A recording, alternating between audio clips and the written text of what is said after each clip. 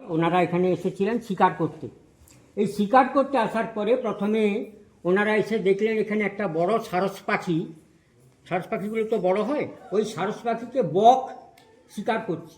ওনারা ভাবলেন তো অদ্ভুত জায়গা, বক ছোট পাখি, ও একটা বড় পাখিকে শিকার করছে। তো ওনারা ভাবলেন যে ওই সারস পাখিটাকে আমরা শিকার করব। তো শিকারের খোঁজে ওনারা যখন যাচ্ছেন, সারস পাখিটা ভেতরে, দুর্গার মন্দিরটা ছিল ভেতরে। তো তখন একটি বয়স্ক মেয়ে, ওই দুর্গার মন্দির ছিল, তখন ছিল মাটির বাড়ি, খড়ের চালা। তো ওই সময় ওনারা যখন ওখানে গিয়ে পৌঁছালেন ওই সারস পাখিটাকে মারার জন্য, তখন সারস পাখিটা ওই মন্দিরের গায়ে গিয়ে বিলীন হয়ে যায়। বিলীন বলতে কি, আমরা যাতে দেখতে না পাই ওকে, তাকে তো বিলীন বলে, আমরা দেখতে পেলাম নি চোখে, অদৃশ্য হয়ে যাওয়া যেটাকে বলে, উনি অদৃশ্য হয়ে গেলেন সারস পাখিটি। তো ওনারা ভাবলেন তাকে অদ্ভুত জায়গাতে এসে পৌঁছালাম।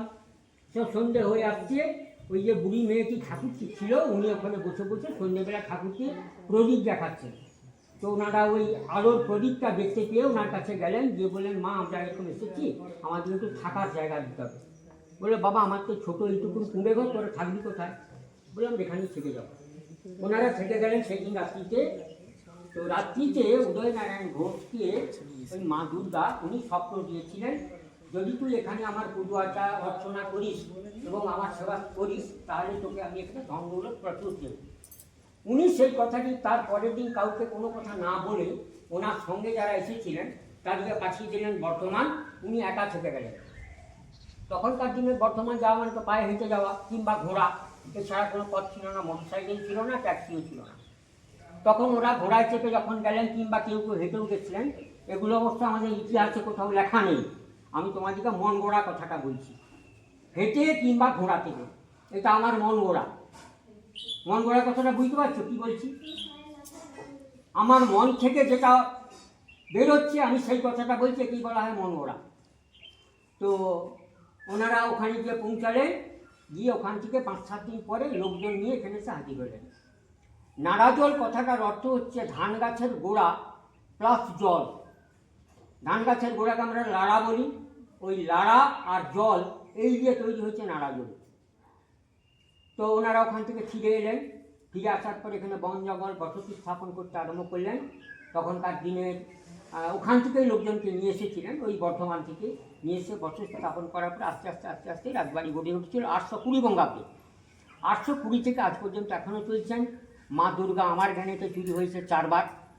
চুরিটা হয়েছে ঠিক বামফ্রন্টের সময়, কেউ কিছু মনে করবেননি, যে যাই রাজনীতি করুন না কেন, বামফ্রন্টের সময় চুরিটা হতো ঠিক পঞ্চায়েত ইলেকশনে 2 দিন কিংবা 3 দিন আগে। যখনই পঞ্চায়েত ইলেকশন আসতো 5 বছর ছাড়া ছাড়া ঠাকুরটা চুরি হয়ে যেত, আবার কিন্তু ঠিক ফেরত আসতো। তো ফেরত আসতো যে কোনো ব্যাপারই হোক, ওনার থাকার ইচ্ছাই হোক কিংবা যারা নিয়োজিত তারা ইচ্ছাকৃতভাবে কিংবা তাদের অপদেবতার বলুন একটা অলৌকিক কিছু ব্যাপার ঘটানোর জন্যে হয়তো ওনারা ফেরত দিয়ে চলে যেতেন। সেই থেকে উনি পূজিত হয়ে আসছেন। রামচন্দ্র হলেন 207 বছর আগেকার, কৃষ্ণ 350 বছর। এই 3টে বিগ্রহ আছেন।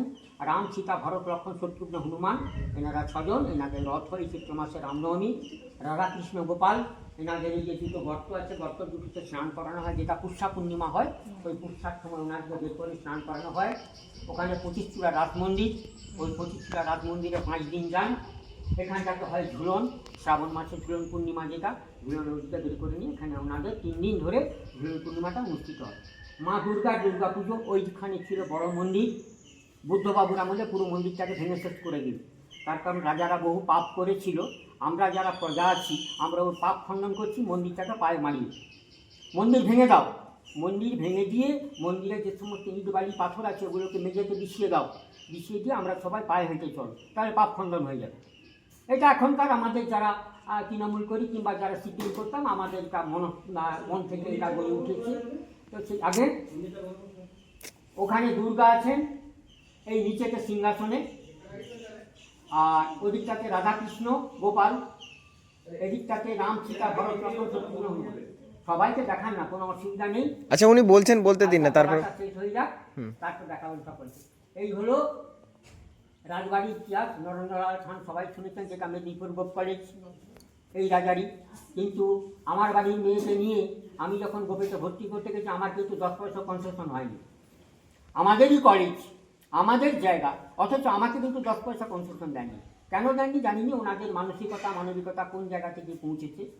নারায়ণ রাজ কলেজ 1966 সালে যখন কলেজ হওয়ার কোনো জায়গা ছিল না, রানী অঞ্জলি খান তখন এই বাড়িগুলো ছেড়ে দিলেন কলেজ করার জন্য। আজকে কলেজটা বৃহৎ আকার ধারণ করেছে, সমস্ত সাবজেক্টের অনার্স আছে, আপনার বোটানি আছে, সায়েন্স আছে, ল্যাব ফ্যাব সব কিছু হয়ে গেছে, গভর্নমেন্ট থেকে পয়সা পাচ্ছে, ন্যাক হচ্ছে, সব কিছু আছে। কিন্তু এই বাড়িগুলো কলেজ এখনো এক করে রেখেছে। এই বাড়িগুলোর যে বাড়ির উপরে যে গাছগুলো হয়ে গেছে, এই গাছগুলো কাটার প্রয়োজনীয়তা বোধ কিন্তু ওনারা মনে করেননি। বাড়িগুলো কিন্তু ওনারা ঘিরে রেখেছেন এখন, কিন্তু প্রয়োজনীয়তা মনে করেননি। কত পয়সা লাগবে আগে?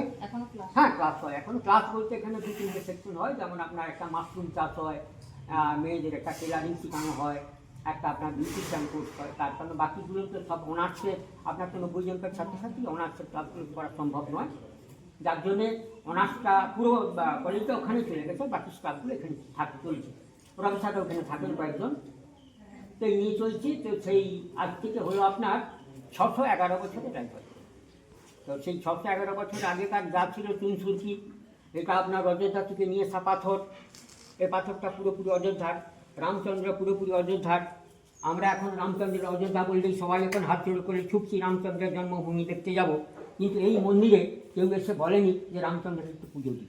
আমাদের মানসিকতাটা কোথায় গিয়ে পৌঁছে গেছে? পয়সা যেহেতু আছে, আপনারা শিক্ষক মাস্টারমশাই আপনারা আছেন, আপনাদেরও পয়সা অনেক বেশি, মাস্টাররা পেয়ে যাচ্ছেন, আপনারা চলো অযোধ্যা, আপনারা ছুটছেন, অসুবিধা কিছু নেই। কিন্তু এই মন্দিরে কেউ বলেনি যে মন্দিরে যাই, মন্দিরে একটা দিন পুজো দিয়ে আসি, কিংবা আমরা সেবা নিয়ে আসি। এই চিন্তা ভাবনা কিন্তু আমাদের কারোরই আসেনি। তো এই করতে গিয়ে মন্দিরটা আজকে অচল অবস্থায়। আমরা এখানে 6টা ফ্যামিলি আছি রাজবাড়ির মধ্যে, আমাদের প্রতি মাসে 7,000 টাকা খরচ আছে। এই খরচটা কে দেবে? জমি ছিল 276 বিঘা টোটাল এই নারজল তৌজিতে,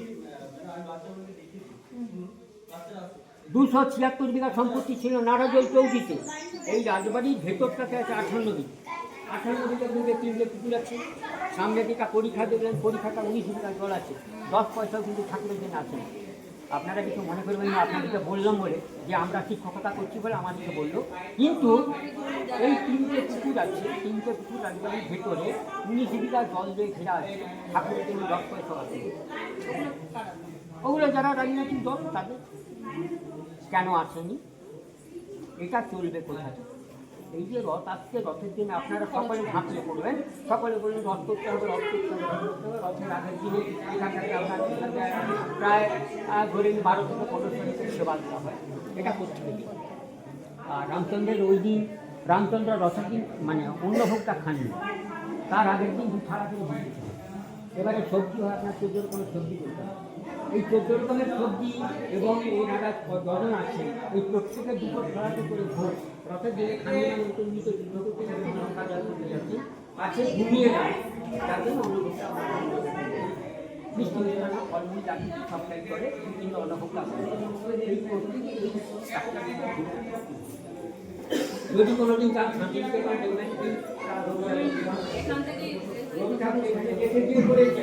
আজকে গাছগুলো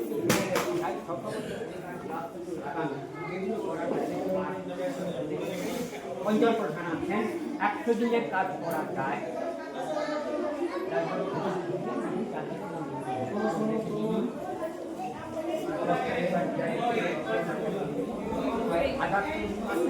এটা দেবে কি আপনি বলবেন?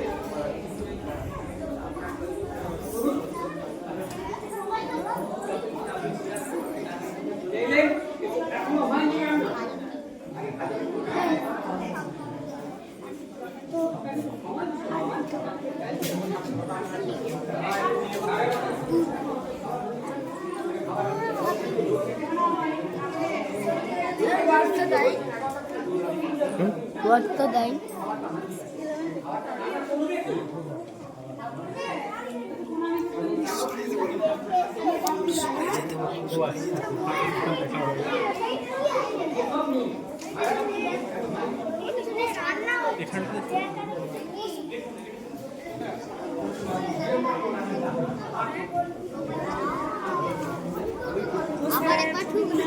এই যে পাথরগুলো দেখছিস, এর উপরে যে কাঁচের কাজ, ওটা বেলজিয়াম কাঁচের কাজ। ওই যে কাঁচগুলোতে এখন টুকরো টুকরো লেগে আছে, আর পুরোটাই পাথরের, কোনো সিমেন্ট বালি কিছু নেই। এই ছাদটা পাথরের, এমনকি যে কাজগুলো আছে না ছোট ছোট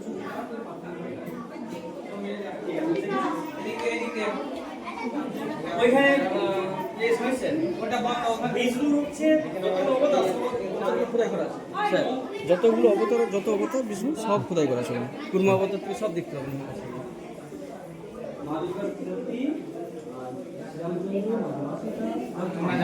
ভরত, শত্রুঘ্ন, হনুমান আর কৃষ্ণ, রাধা। একসাথে যাও, দেখো দেখা হয়ে গেলে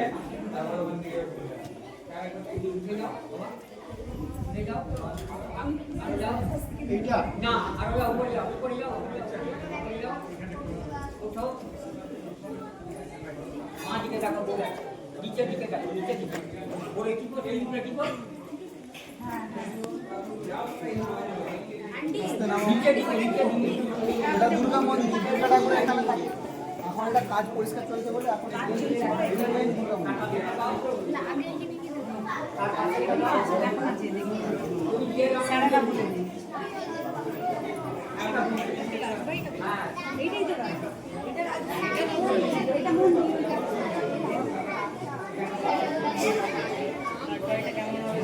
কেউ বাইরে যেন না বেরোয়। কেউ বাইরে যাবে না।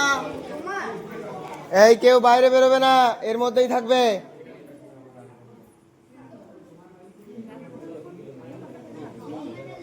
ভিতরে ভিতরে মন্দিরের ভিতরে সবাই নম করে নেবে।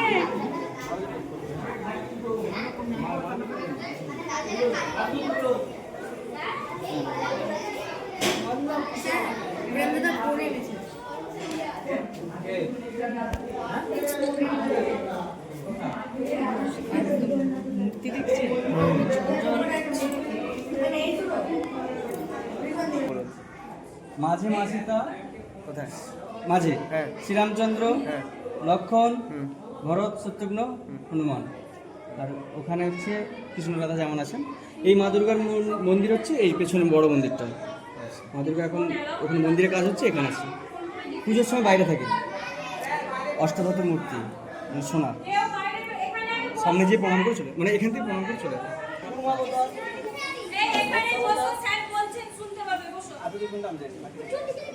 কি বললাম? বামন অবতার, ছোট মাথায়। এটা তো মুখে গেছে, পাথর করে দিয়েছে। এটা হচ্ছে বরাহ অবতার, মানে পৃথিবীকে রক্ষা করার জন্য যে অবতার। এই তোমরা বসো, বসলে সবাই দেখতে পাবে, বসো নাহলে দেখতে পাবে না, বসো। জলাভূমিকে রক্ষা করার জন্য অবতার, কুর্ম অবতার। এটা হচ্ছে পৃথিবীকে ধারণ করার যে অবতার। আর বাকিগুলো জানি না, জানা আছে।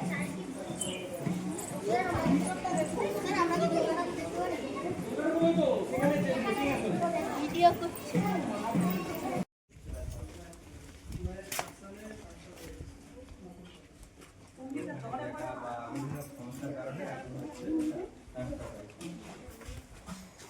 আচ্ছা, এরা তো ভগ্নাবশেষ তো আর পাবে না, বছর কয়েক বছর পরে। এই জায়গাটা থেকে না ওই জায়গাটা ভালো দেখা যায়।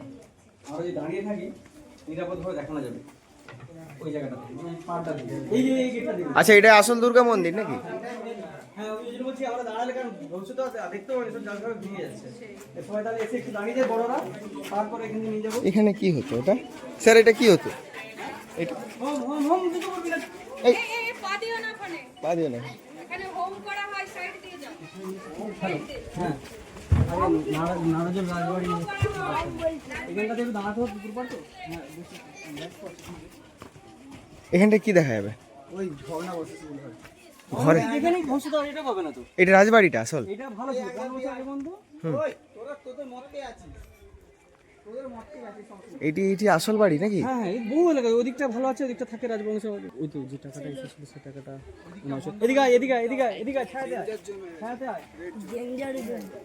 এই ছাতাটা দিন না স্যার, ছাতাগুলো টাঙিয়ে দেখায়। শুধু লোহার কাঠামো যেগুলো সেগুলোই ভালো আছে। ওই লোহার কাঠামোগুলো রাজবাড়িটার এইটুকু হবে নাকি? এটা শুরু হচ্ছে সেই সেখানে, শেষ এখনো হয়নি, শেষ অনেক দূর এখনো। কজন থাকতো রাজবাড়িতে? লক্ষ লক্ষ জন। জঙ্গল এই কাজে বানানো হয়েছে না, অলরেডি বানানো ছিল? কারণ এখানে কোনো বর্তমানে কিছু নেই, এখান থেকে ছবিটা তুলে নাও। এটা বাগান লাগছে। চল ফুটবল খেলবো, চল বাগানে।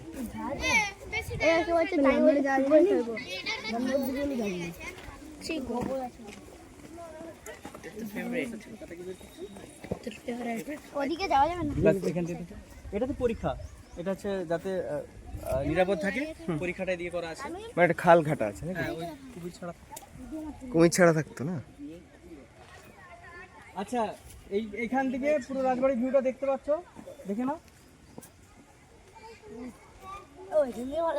ওইখান থেকে ভালো দেখা যাবে, উঠবে, উঠো, উঠে একটা ছবি তুলে নাও গ্রুপ থেকে। উঁচুতে উঠলে তো ভালো পরিষ্কার ভাবে দেখা যাবে সবটাই। বেশিক্ষণ থাকা যাবে না, এখানে দুর্গন্ধ আছে, এখান থেকে ছবি তুলে নাও। আচ্ছা, যারা দেখাবে তারা নেমে যাও, যারা দেখাচ্ছ তারা নেমে যাও, আগে নেমে যাও, আগে নেমে যাও, আগে নেমে যাও।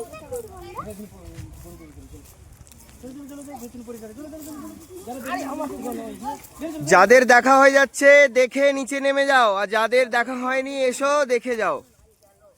যারা দেখেছো নেমে যাও তাড়াতাড়ি সামনে। এখান থেকে বাড়িটার ভিউটা দেখতে পাচ্ছ, আর কিছু না। এই জায়গা না, এই পুরাতন বাড়ি আর দেখতে পাবি এত বড়। এখানে এসে জওয়াহরলাল নেহরু ছিলেন, গান্ধী ছিলেন, হেমচন্দ্র কানুঙ্গ, ক্ষুদিরামের বাবা কাজ করেছেন। স্যার এই দিক দিয়ে কিসের রাস্তা? এটা এটা পরীক্ষা কাটা আছে বললো না? এই যে পরীক্ষা খালের মতো কাটা আছে। এই সবটা মিলিয়ে রাজবাড়ি, পরীক্ষা, মন্দির, দুর্গ। চলো চলো চলো, যারা দেখা হয়েছে চলো চলো, এটা রাজবাড়িটা দেখার জন্য নিয়ে এসেছি। এত বাজে গন্ধ। মাঝে মন্দির, চলো চলো, জানাবে। ওই জন্যই তো চলে যেতে বলা হচ্ছে। এটা এটা just দেখার জন্য। কিন্তু এই নে বেলপাতা নে, এটা ভালো গন্ধটা শোক।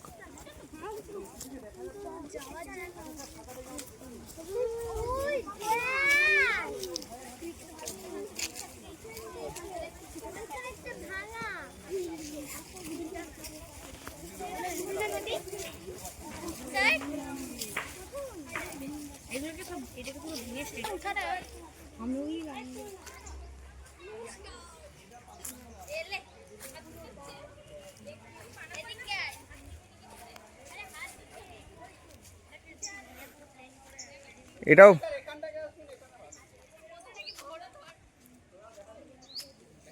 না, যাচ্ছি।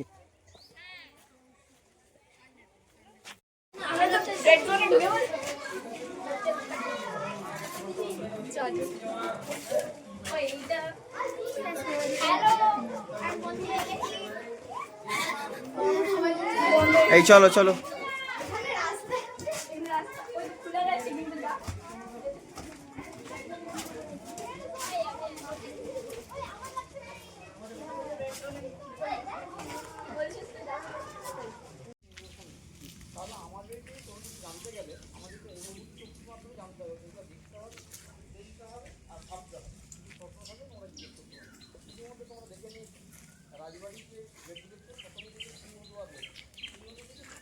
ওটা হচ্ছে পরীক্ষার গেট, পশ্চিমের পরীক্ষার গেট।